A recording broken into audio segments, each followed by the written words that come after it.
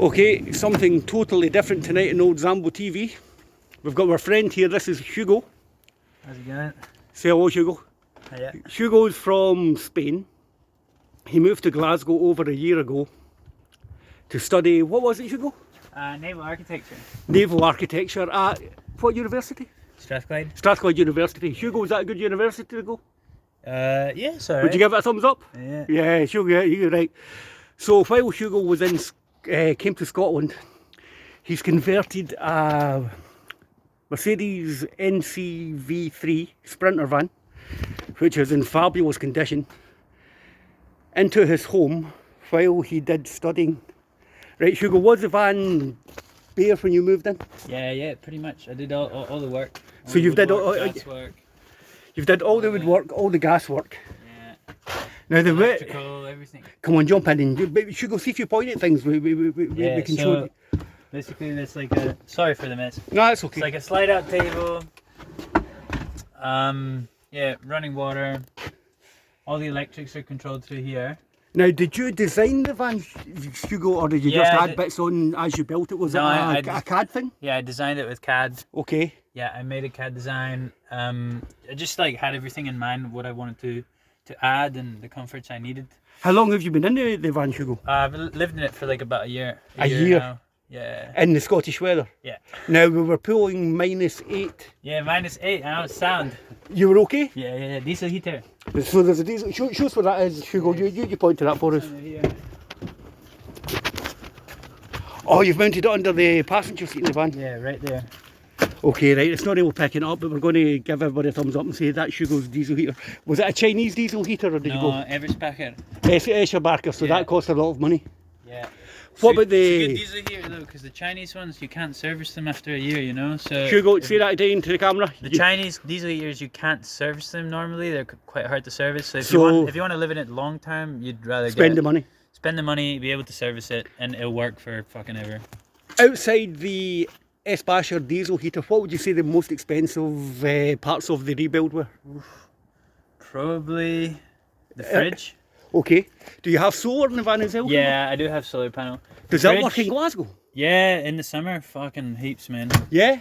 Well, now it's already working. It's already enough sun. So, leisure batteries and stuff like that? Yeah, I've got 400 amp hours. So there's four. Right, I'm going to put you handsome, Hugo. I'm a bit of a right. So we'll get this van is just about spotless. How old is the vehicle, Hugo? 2012.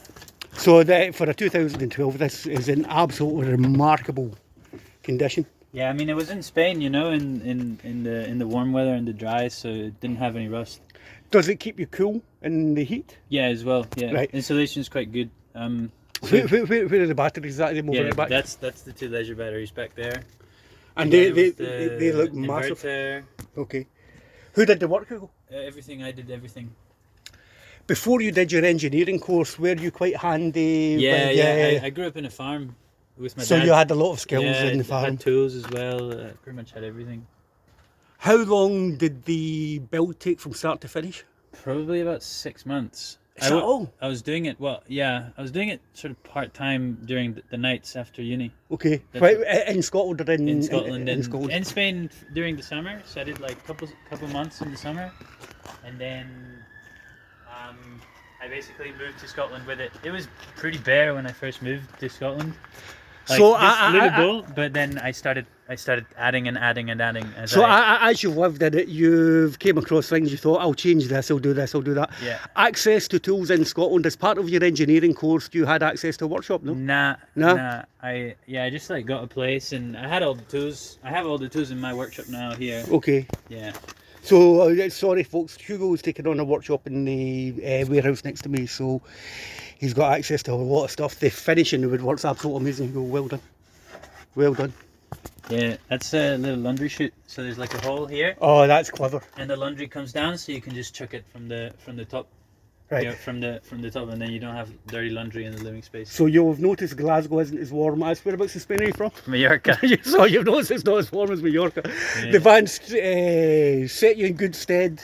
Yeah. It's really... What about your insulation? What do you use in here? So basically, it's rock wool Okay. underneath, then a layer of this bubble sort of reflectix, then Okay. a space. You definitely need the space to create the That's air just to gap. stop the wood getting mould on it and Yeah, stuff and building up. also what the reflectix does is if the reflectix was completely in contact, then direct contact with the wood, it wouldn't insulate properly Okay. because it would conduct the heat. The heat from, okay, that makes So sense. what's going on is it's reflecting the heat as there's like a gap and there's a layer of air in between the wood and the reflectix. Right, this is fantastic. So- My YouTube channel is absolutely terrible. Hugo, this is probably the best video we've ever done. Hugo, good things about living in a van. The freedom Okay. to go anywhere. No rent. No rent as well. That's also the key. It plays into the economics of like making it. So you're gonna like sacrifice time and money initially, but eventually, hopefully, is you get to sell it, get your money back, and then you haven't painted red for however long you've lived in it. Amazing, amazing. Bad points of living in a van, Hugo. So as you can notice, mine doesn't have a shower. Okay. So I just go to my mate's place. I'm there most of the time, just chilling with him, and that's the one thing. But in the summer, it's fine. I just shower out the back. I have a little shower. I noticed that when we were through the back of seeing Yeah. things into the The bottom. next one, so I'm gonna sell this one, and the next one I am going to put a shower. So would you say, I'm on my project, is it worth building a shower? My wife wants one, I'm not too bothered about it. If you're gonna live in it full time, I would recommend it. Okay. How would you heat the water in the shower? I would get a Truma combi heater. Trimmer? Yeah, you would get the combi heaters. Uh-huh. You could run it with gas or diesel, but then you have hot water and heating in one. With the one. Yeah, It's I would not do the diesel heater again. No. Just because like I want to have everything combined, and I'd probably do it gas. So all the woodwork in here again, that's all you're Yeah, finding. everything. Yeah. Right, so I think... This is Scottish elm. I actually got it here. So again, as your living environment's changed, you've changed subtle things about the vehicle to help you with the environment you're in? Sort of. Yeah, I mean, I didn't have a window initially. Okay. Just because I wanted to be stealthy. But as I got used to it, more and more used to it, window's quite nice. It just gives a lot of light. And Is condensation a problem having the window? yeah, It is. when you, especially in the front. Oh, right, so you've got this big So drape this, up here. yeah, this is just a curtain. The next one, if it wasn't the warmth in Spain, this is almost designed for Spain. I didn't have it that much in mind for Scotland. So I did have it in mind for Scotland, but inevitably, I don't know how I gravitated towards this design. But what I would do is I would partition it off, Okay. make sure it's all sealed from the front, because the front can get quite cold compared to the back. So all the heat and then condensates on those windows. Right, this is all top advice. I think what we're going to do here, because my phone is notoriously... Now, when Hugo shut the door on the van, it's so quiet in here. I can only imagine... Yeah, there's sound insulation as well. I can only imagine he's did a fantastic job with the sound insulation. So we're going to shake a hand and make a friend, Hugo. And I think we're going to have a part 2 to this video quite soon. Right, say bye-bye to YouTube. Bye-bye. Right.